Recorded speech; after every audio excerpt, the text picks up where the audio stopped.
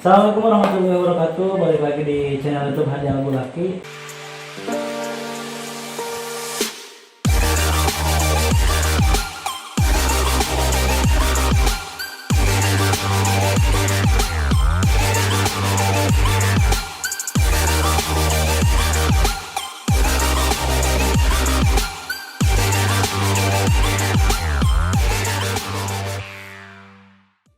Pada kesempatan kali ini saya mengundang salah satu penulis muda yang ada di Purwakarta. Beliau adalah penulis yang juga konsen di dunia kesusastraan.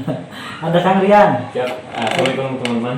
Kang Ian ya? Kang Ian. Kang Ian. Gimana kabarnya? Alhamdulillah. Alhamdulillah sehat. Kang Ian, kesibukan sekarang ngapain aja nih? Kesibukan sekarang kuliah sama PPL mungkin ya. Praktek. Berarti semester 7 ya? Semester 7 selesai. Semester 7. Dan sekarang Kang Ian ini adalah seseorang yang sudah berhasil menulis sebuah buku ya. Namanya buku apa? Rasa Bisu. Rasa Bisu. Nah, Rasa Bisu ini kalau boleh tahu ditulis itu sejak tahun berapa? Rasa Bisu konsep awalnya itu ditulis 2019 bulan Juli. Namun beberapa mungkin kesibukan kuliah dan juga kesibukan segala macem.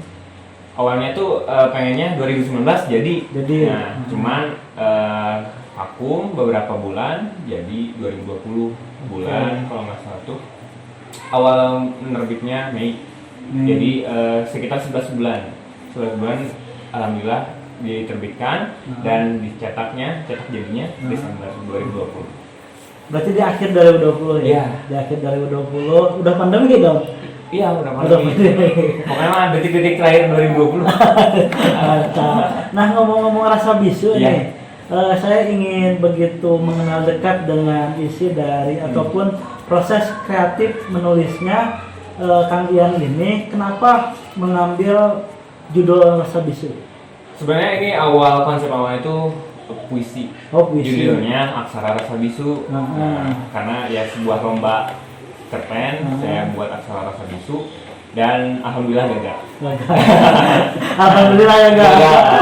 Nah, kenapa gagal? Karena mungkin ya masih awam lah dalam dunia perpuisian waktu itu dan juga saya merasa bahwa puisi saya ya bagus menurut saya sendiri gitu.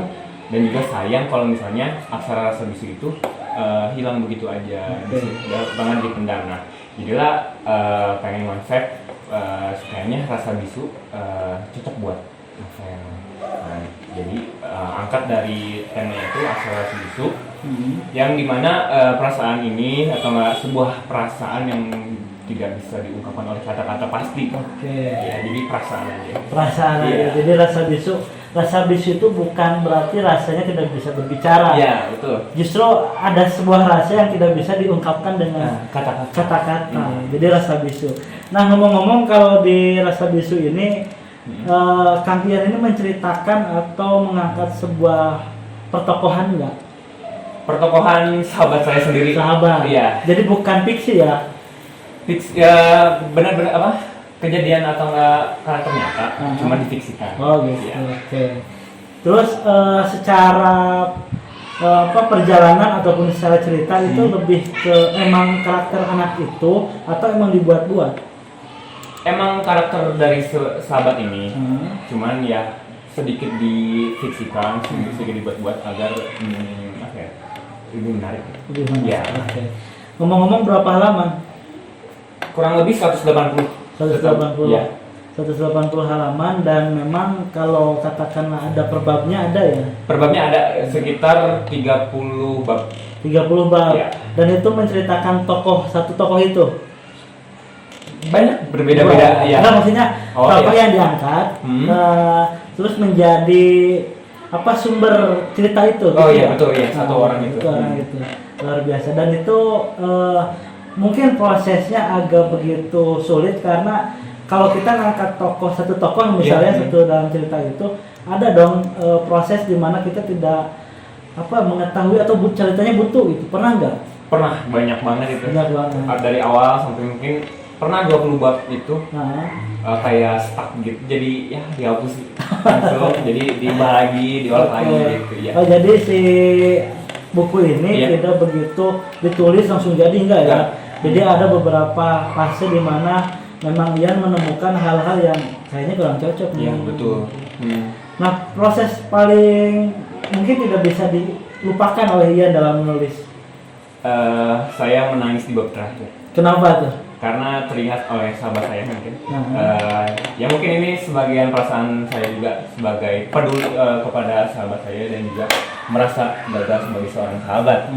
Jadi ya di bab terakhir saya berpesan bahwa kepada sahabat saya sendiri bahwa saya merasa sedih mungkin kepada diri saya sendiri karena sedikit tidak peduli dan juga termakan oleh zaman. Jadi ya masing-masing lah intinya gitu. Kehidupan sekarang. Nah, selain rasa bisu ini, proses menulis Kang Ian tekun di mana? Tekun di cerpen.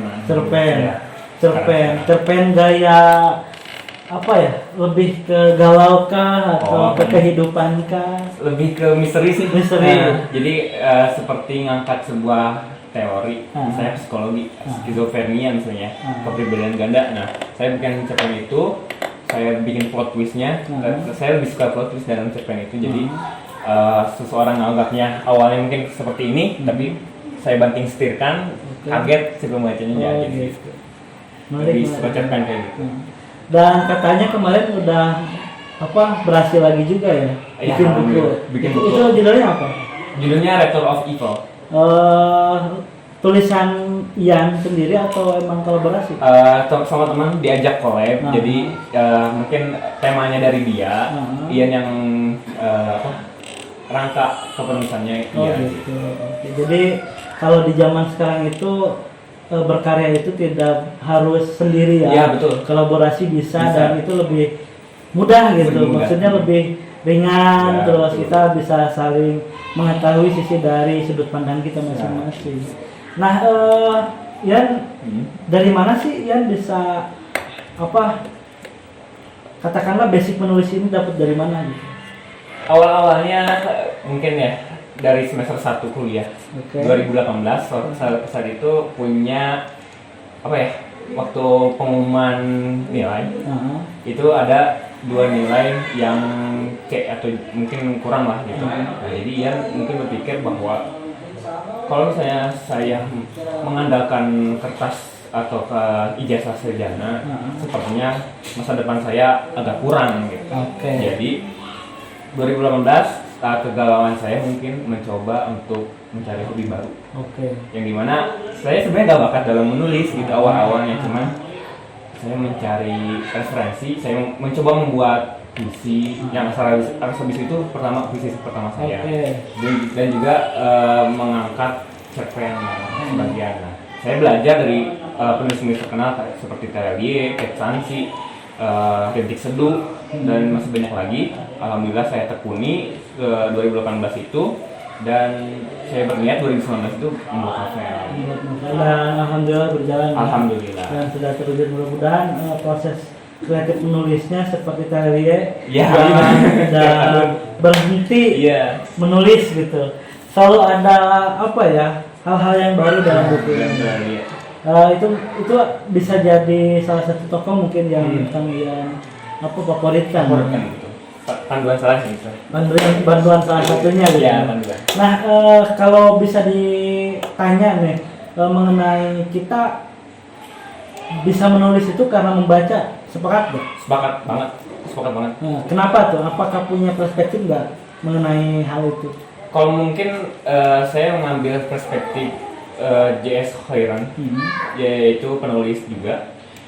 Kalau misalnya Anda pengen menulis, kata-katanya itu, kalau misalnya Anda ingin menulis, makanan sehari-hari Anda adalah membaca. Kalau misalnya Anda tidak membaca, sama saja kalian bisa lapar atau enggak mati kelaparan. Jadi membaca itu sumber vitamin lah istilahnya.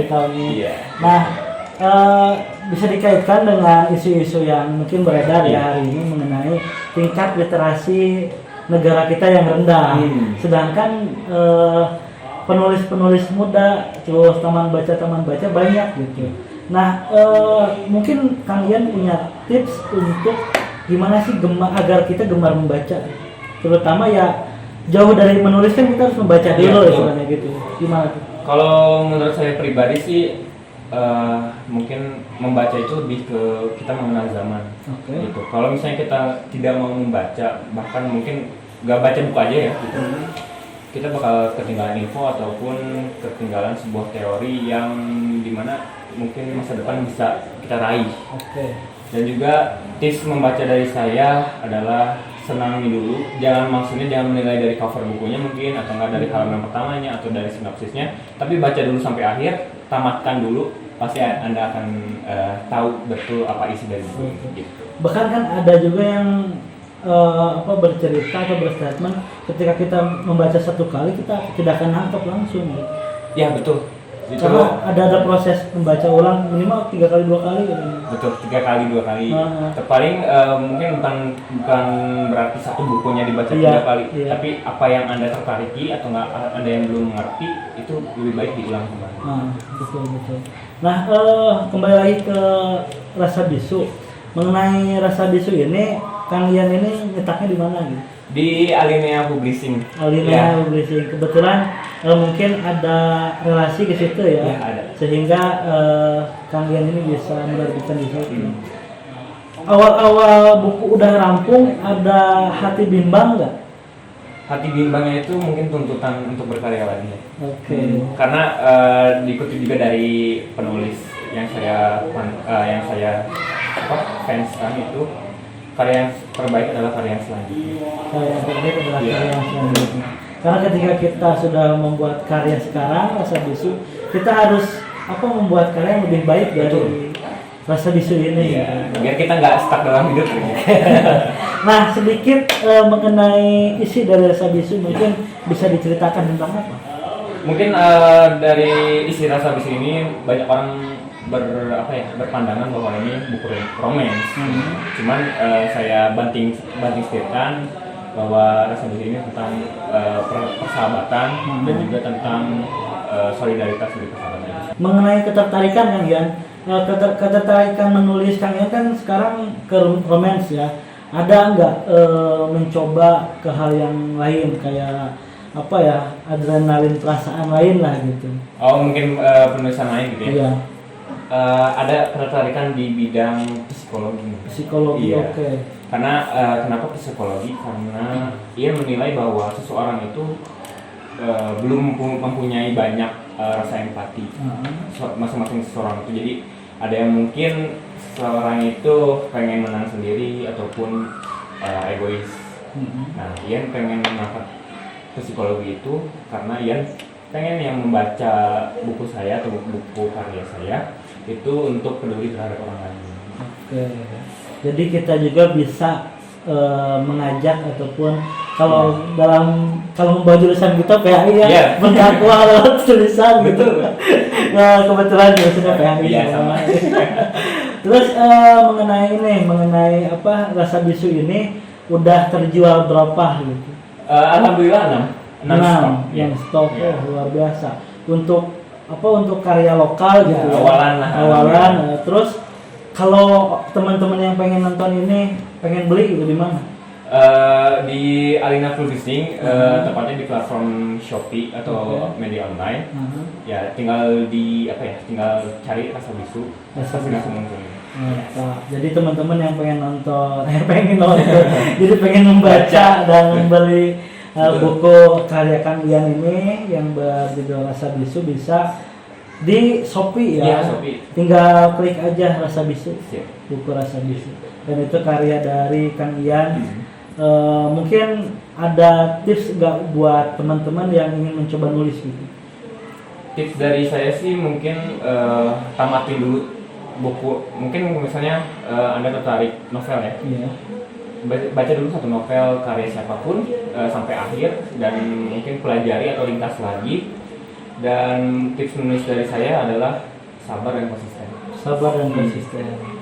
Dan itu akan menjadi pondasi, betul. Itu perlu banget ya. Karena kan kalau di dalam proses menulis itu ada istilahnya kita mentok di cerita, terus kita ada sesuatu yang pengen dimasukin tapi bingung masukinnya kemana gitu, ceritanya dan lain sebagainya lah ya. Dan terakhir nih Ya. untuk teman-teman pemuda ataupun masyarakat Purwakarta dan netizen yang menonton video ini apa nih ya? Bagaimana supaya teman-teman itu percaya diri untuk berkarya? Percaya diri untuk berkarya adalah mungkin tidak mendengarkan kritikan yang tidak ada solusinya. Oke. Dan juga mungkin percaya diri dalam berkarya adalah konsistensi dan juga ingin membuat self reward lah. Jadi bangganya diri sendiri itu adalah dengan berkarya. Oke. Jadi ketika kamu pengen membanggakan diri Iya, sendiri ya kamu harus berkarya. Ya, bukan cuma omongan doang. Oke. Terima kasih kalian. Semoga sehat selalu dan sukses selalu melahirkan karya-karya baru dengan dengan penggemar penulisnya, penggemar tulisannya, dan bisa bermanfaat untuk masyarakat Indonesia secara khusus. Ya. Oke, terima kasih. Ya. Assalamualaikum warahmatullahi wabarakatuh.